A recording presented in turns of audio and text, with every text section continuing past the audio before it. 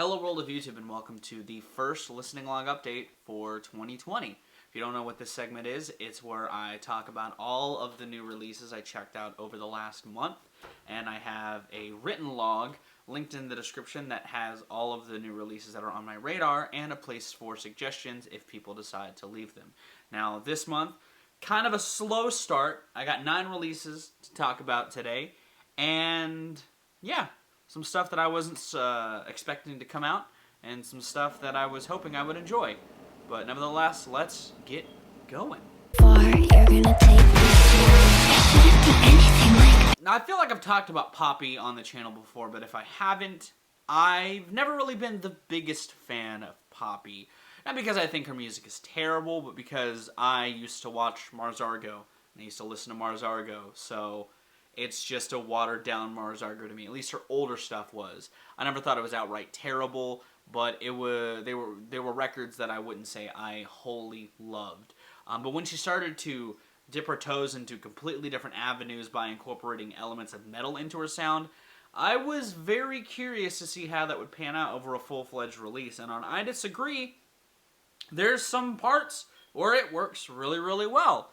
I think that this record tries really hard to give a hard juxtaposition between the heavy stuff and her voice, and I think that works for the most part. The biggest part that doesn't work out of the juxtaposition is sadly the most important part that needs to mesh, and that's Poppy's voice. I think it works sometimes. I like it on Fill the Crown. I like it on Anything Like Me.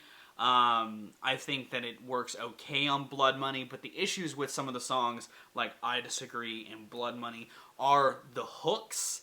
I don't like the hooks of those songs, and I think Poppy's voice is a big reason why.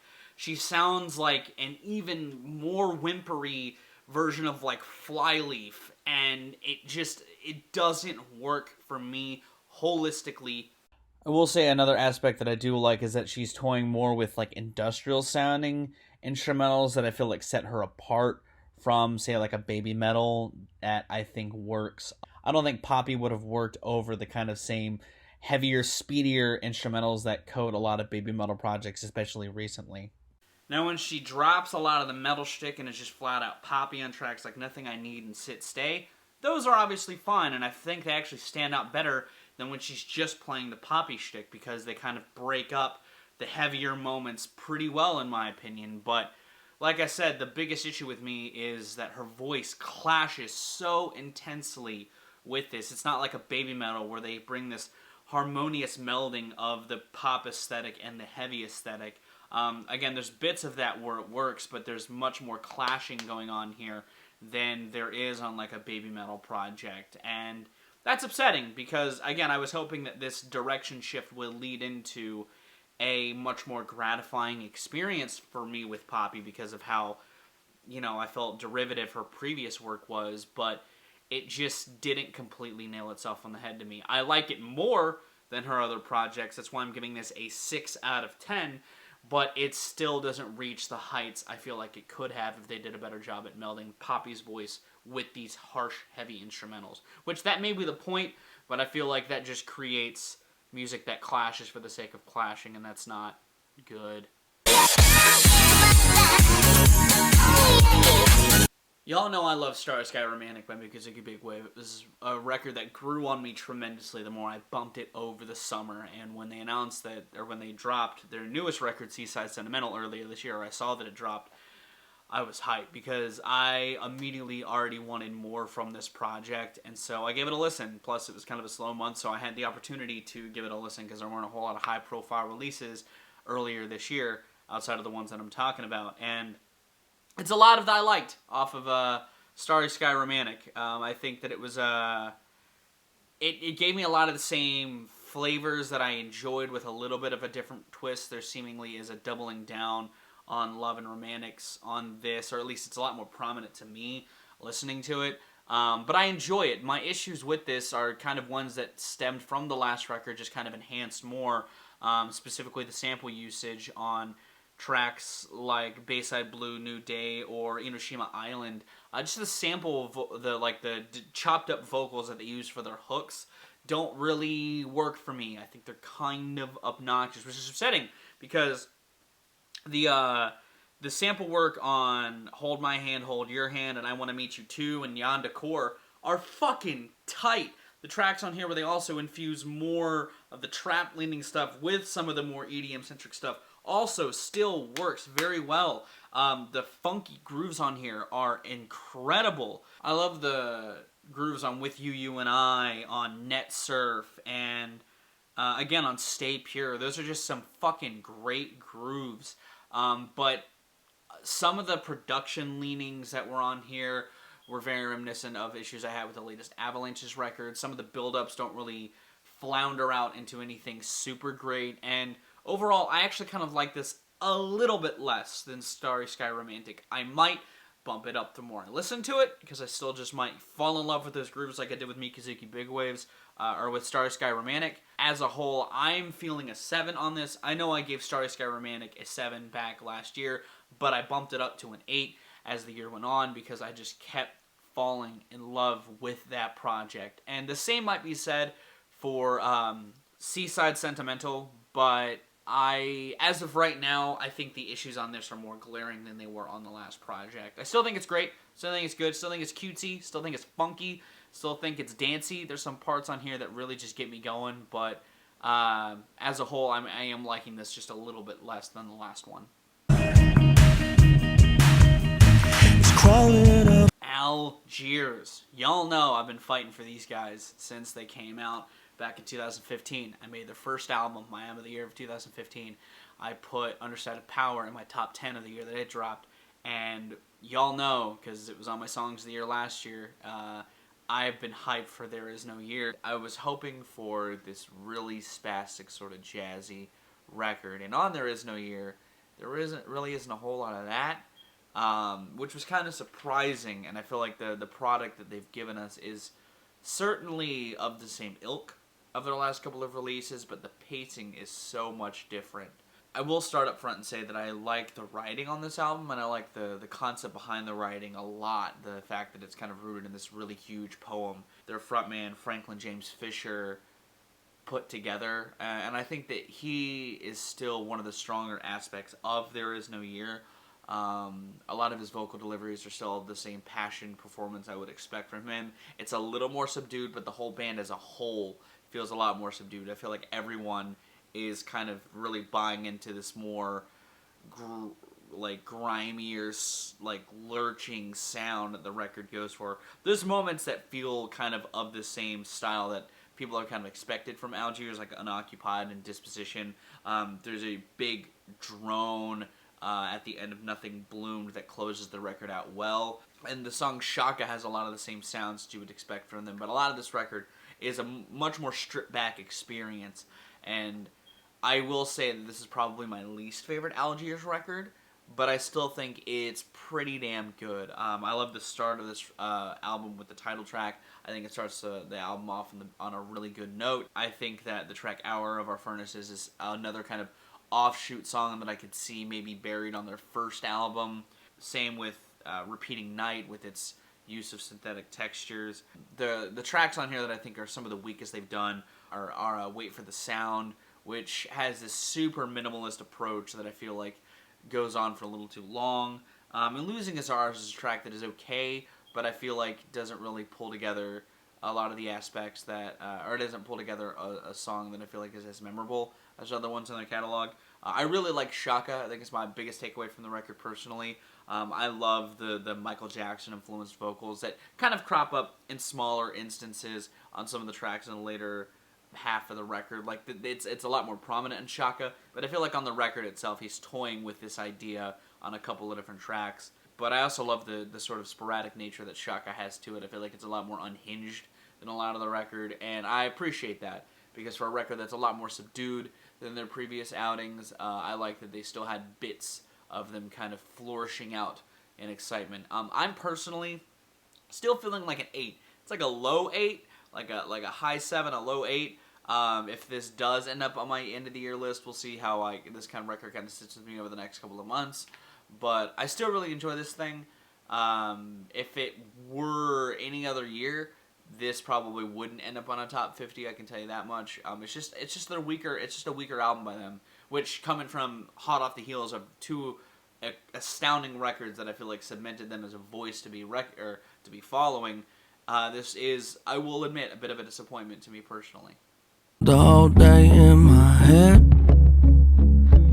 I was one of the critics who didn't like Swimming, and following his passing, it felt really harsh, some of the things I had to say about that record. I still don't really like it. You know, I think that it still is pretty mediocre by Mac's standards, and that's the thing. Like, I like Mac Miller. I feel like having that be the first time in a while that I've talked about Mac, because I talked about Macadelic a bit back when it came out, and I talked a little bit about Mac Miller here and there on the channel back in the day, but that Swimming was the first time since I had come back into music reviewing in that scale that I talked about Mac Miller, and it was just not the right project for me. I know friends that love it, but for me, it's on the lower echelon of his projects, you know, especially coming off the Divine Feminine, a record that I thought was really solid. I think executed its concept really well.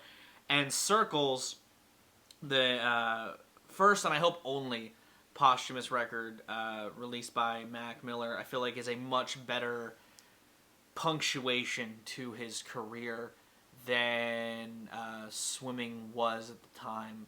I feel like this is a much more reflective record in the right ways.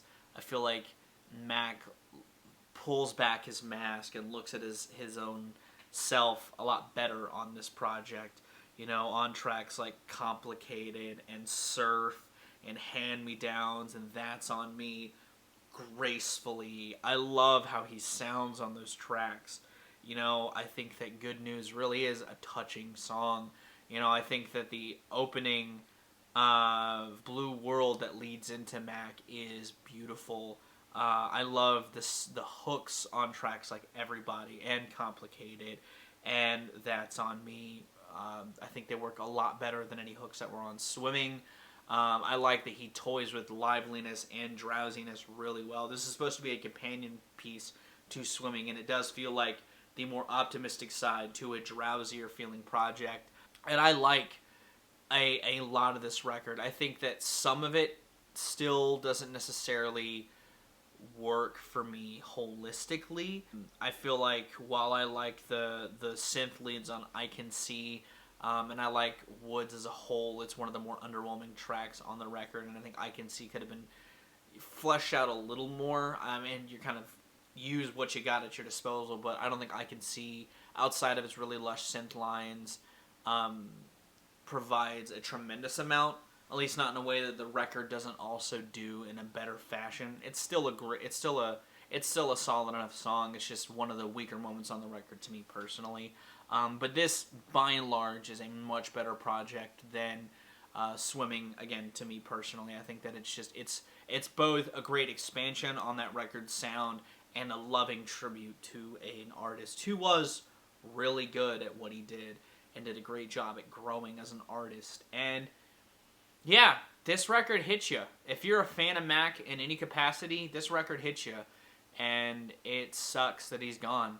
It sucks that we won't get any more from this guy, because he was a nice voice in the genre. Like, that's something that I do want to put out there. That, you know, I already talked about it a little bit when in North Carolina, the year that he passed, but I do really enjoy a lot of his music, and I'm glad that this record exists. It feels like one last hug from the guy before he just kind of fades away, you know. I'm giving this an 8. I think it is a really good record. If you're a Mac fan, you're probably going to love it. And rest in peace, Mac. Which is probably the same reason I wrestle with mania shady. Eminem just coming swinging. You know, he surprised everyone again by dropping a hour-long project in the middle of January, and coming off of two of his weaker records in recent memory, Kamikaze and Revival, I wasn't excited for music to be murdered by. I didn't think it was going to be a great experience, especially since it was an hour fucking long. You know, I know that people were kind of like, oh, but it's called Music to Be Murdered By. It's a Alfred Hitchcock reference. Maybe he's going to his darker side. And I'd argue it's here in bursts, but by and large, this is still a late era Eminem project where instead of adapting his earlier sound and motifs into something worthwhile like he was doing on the Marshall Mathers 2 LP, he's instead trying to stay relevant in his own ways and kind of go against his own convictions in certain ways by recruiting this current crop of rappers. He's trying to kind of buy people's faith back after Kamikaze kind of dashed it away with him writing off some contemporaries that are very much influenced by his sound, like Tyler and Earl, something that he addresses on this record. I think that it's better than Kamikaze. I think it is better than Revival, but I think it's just because there's more here for me to pull from to enjoy. I could easily cut out the good songs and still have like a 45-minute experience that's not worth your time. I think that the first run of this record has some decent tracks. I like the beginner Premonition. I like You Go and Learn fine enough. I think Royce is better on Ya Ya and I Will, but I think that his usage, his prominence on this album kind of showcases that M is at least trying to evoke old Eminem, and I feel like those tracks are well enough. I think the Ed Sheeran song fucking sucks. I think the song with Skylar Grey fucking sucks. I like the track with Anderson .Paak, and that track's pretty good. I love hearing Anderson .Paak anywhere, so hearing him on here was a great addition. And I think Eminem's fine on that as well. I think Godzilla's fine. I think the beat is pretty good. I think the rap gods super chopper flow stuff, it's okay. I'm kind of numb to it because I listen to a lot of Tech Nine, fast rappers like Busta and stuff, so that stuff is always neat, but like also, in Eminem's instance especially, he doesn't really use that time with anything substantive. It's more just kind of a, flipping backspin triple axel to close out a, figure skating set, but it's rapping. And that's the other thing, like, I think Eminem's at least pulling back his quintuplet chopper flow on this project, which I was happy to hear, because not that I hate when he started doing it, but listening to his new stuff and his old stuff, the sound of his old stuff is just better. Like, his voice just fits better. That flow fits his voice better. I hate that he's still trying to sing his choruses. Stepdad is still corny as fuck. And he's still corny as fuck in a lot of this record. And that's the thing. Like, I know Eminem hasn't always been the least corny guy, but his corniness is pulled back a lot on his older projects, or on the Marshall Mathers LP too. There was corniness still there, but I feel like it wasn't in large enough doses. And it's again, it's not terrible. I like that he's trying to also tackle good or like heavy hitting subject matter, like darkness. Where he's talking, and that's a song that really invokes kind of the mantra of this record. He's taking the concept of the Mandalay Bay shooter and kind of internalizing it, like, what if that was me? And he puts it in a real place. And I feel like on a record like this, I would have liked to have seen more stuff like that. Because one of the things that Hitchcock did really, really well in some of his songs was make people look at themselves and see the monster inside. Not always, birds. Birds exist. You guys know I love birds. But that was something Hitchcock did really well, and I would have liked to have seen M do more of that. Which I guess he does on, like, No Regrets as well. He kind of looks at himself and sees what a monster he is. But again, I would have liked more of that on an album. And I guess his fans wouldn't have necessarily wanted an Eminem record like that, but I would have enjoyed an Eminem record like that a lot more than a lot of this project. Again, tracks slap, like Ya Ya. I think Ya Ya slaps, but that's because it's also a track that has two incredible rappers that I really love, Q-Tip and Black Thought, with Royce spitting some good verses, and M meeting the caliber of those greats. I think a lot of the last half of the record is more forgettable as well. This record just kind of screams filler. You could definitely trim this up and get a more digestible experience, but also some of that digestible experience still wouldn't be very good, up to the same caliber you would expect from Eminem. I'm personally feeling a 5 out of 10 for this record. I think it's okay. I think it's better than Kamikaze, and I think it's better than Revival, but it's still not nearly as good as some of the better stuff he dropped in the last decade, or anything that he dropped Eminem Show and prior. Voice in my head, I hear what it's... I didn't know who this was. I had seen people throw Kanye around with this artist, and I was confused. I was like, who the fuck is 070 Shake? And then I realized they were the person on Ghost Town. And I fucking love Ghost Town. You guys know that.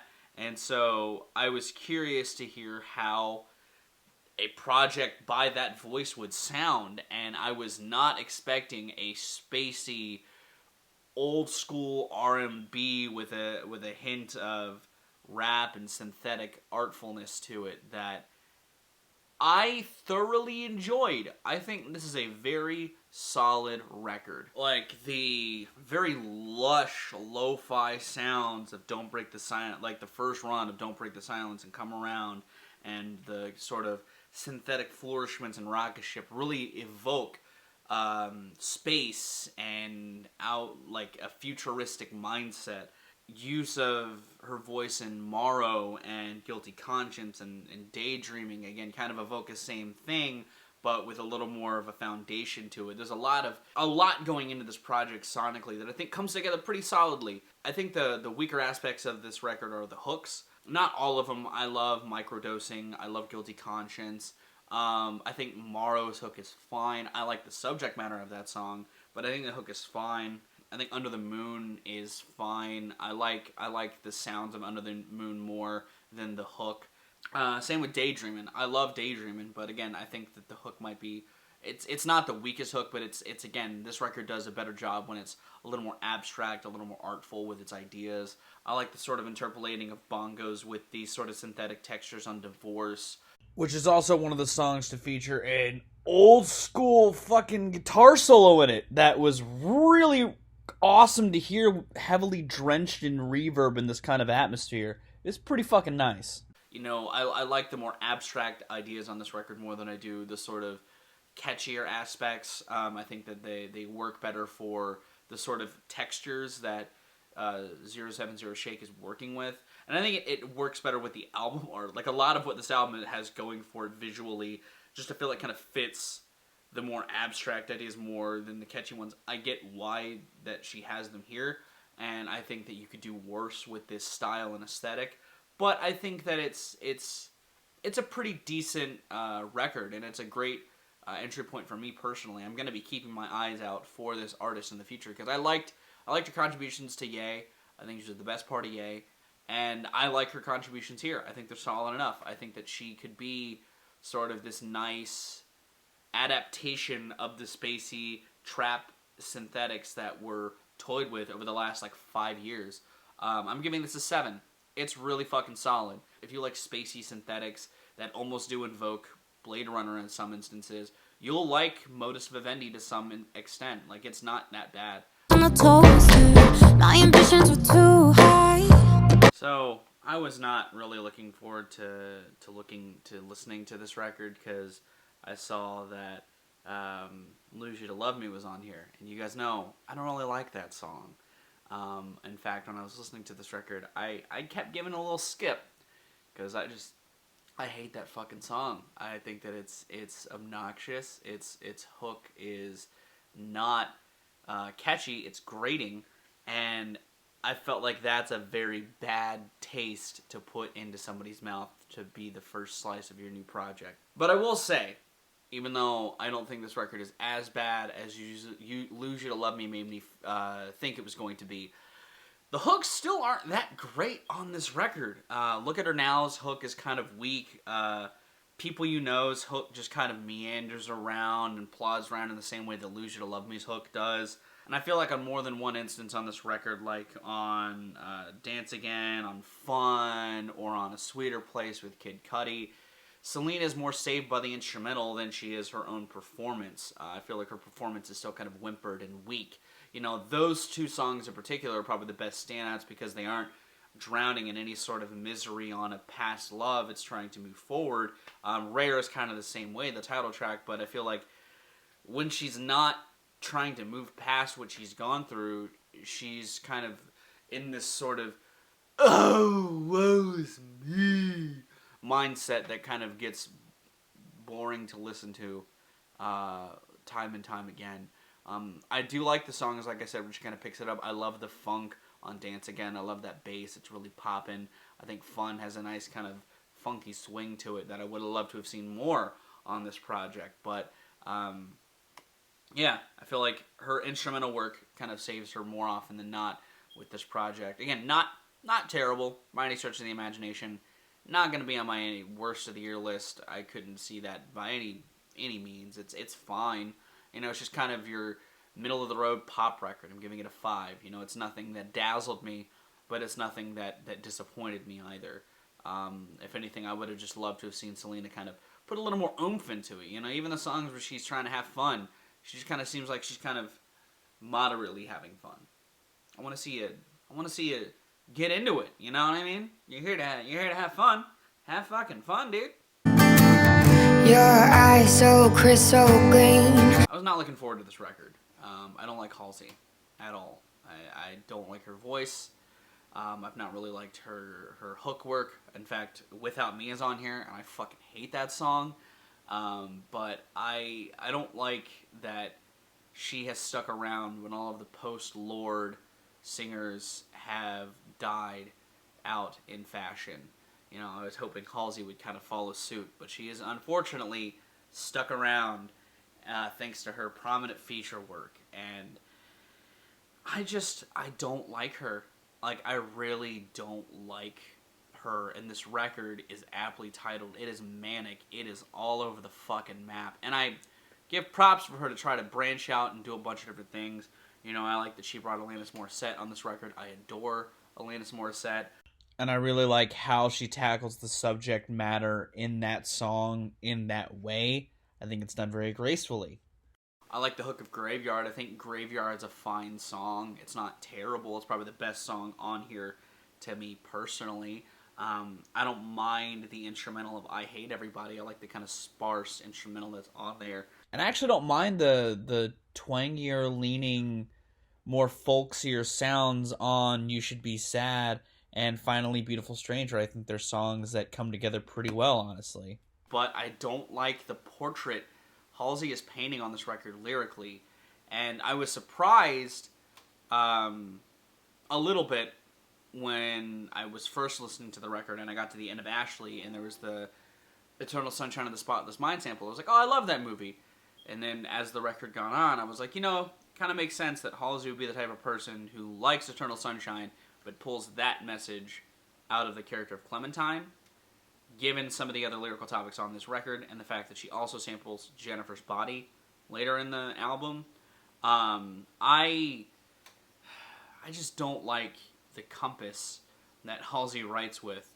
I've actually had friends that have also given this record a lot of praise, which is another reason why I wanted to check it out, because I thought maybe this would be the point where I actually come around on Halsey, and I just don't agree with a lot of my friends. I think that the personality that she writes with, I don't like personally. Like, yeah, it makes her more relatable and humanistic, but I just don't like it. I don't like her writing. I think that her personality shines through on this record for sure, but I don't like her personality. So personally, I have a distaste for the writing here. Again, I think it works in some songs, some of the ones I've given praise to before. I don't mind some of the imagery she's painting with, but some of the subject matter on here I just don't like. I think it clashes in ways that just, again, feel very manic, which I guess, again, is aptly titled. I'll give it that. From a construction standpoint, it's constructed well because it fits the title. But personally, it's just a record that I don't dig. I'm not feeling this one, guys. I think that this record isn't very good. I don't think it's terrible, because again, there's moments on here that I like, but I will not say that I think that it is a worthwhile, holistic experience. I'm giving it a 4 out of 10, and that's that. Just whatever, guess I have to try. I can't keep up with the You know, I don't get it. I like of Montreal well enough. I think they're a fine enough band. Mark from Spin It Reviews, fully involved, got me to check them out finally, and I've enjoyed what I've looked into, but not enough to like buy into the hype for them. And maybe it's just because they've been releasing really off records the last couple of records, but Your Fun is fine. I think some of the 80s shtick is sort of clashing with their production choices, especially vocally. Like, I don't like how buried the vocals are on 20th Century Schizophrenic Revengeoid Man and on Polyaneurysm, because I like the writing on Polyaneurysm and on Deliberate Self-Harm, haha, and Peace to All the Freaks well enough, but there's just not, like, the production and the sonic concept just clash a lot on this project, and it's obnoxious to a point, because when the vocals do pop out, they don't pop out in a way that I enjoy. In some instances, you know, there's some parts of here that I think are good. I like Carmilla's of Love. I think that's a nice holistic song experience. Don't Let Me Die in America, a little on the nose at this point, but still get it. And I think it's fine. There's parts of this record that just feel too try-hard to me and don't really present an album that I feel like I'll be revisiting all that much. I don't think it's bad. I think it's well enough to kind of get it above like a mediocre, but I feel like it has potential to do so much more. Especially when, like, yeah, the 80s is kind of been played out, the 80s shtick, but you could still spin it into something else if you're wanting to, you know. But I feel like of Montreal doesn't necessarily want to at this point. Like, it's just to tap into an aesthetic that doesn't necessarily mesh with their writing or their sound. And I think it causes this dichotomy that I don't enjoy all that much. I'm going to give it a 5. I'm going to give this album a 5 out of 10. Yeah. And that's going to do it. That's going to be January. What did you think of these albums? Did you enjoy them? Have you listened to any of them? Let me know in those comments down below. Linked in the description is the listening log, like I said in the beginning, if you would like to see what I have on the docket, or if you want to request an album, because this segment, we do free requests around here. Leave it in the comments down below, and I'll add it to the ballot request section of the listening log, because this year is all fighting game themed. What did you think of these? Are you excited for this year in music? Let's talk about that as well. I'm gonna get out of here. Thank you so very much for watching. If you did like this video, be sure to give it a like. If you want to see more of my music, gaming, and general nerdery content, be sure to subscribe. Special thanks to my patrons. If you would like to join their ranks, linked in the description is my Patreon. Yesterday, as of posting this, I have put up my now monthly playlist for patrons on tiers $2 and up, where I'm giving you guys kind of a theme playlist with a bunch of different types of music in one nice, usually hour-long, it's going to be a segment. This theme of this month was love. All aspects of relationship to kind of tie back to the Eternal Sunshine thing. Talk about new love, old love, reminiscence of your relationship, you know, sort of in wanting to instill trust in somebody if you're a little more reserved. I cover all aspects of relationships in this month's playlist. So if you are curious about that, like I said, it is linked in the description on the Patreon. But I'm going to get out of here. I've been Viral Rack. You guys take videos, lives, and situations. And I'll see you another day.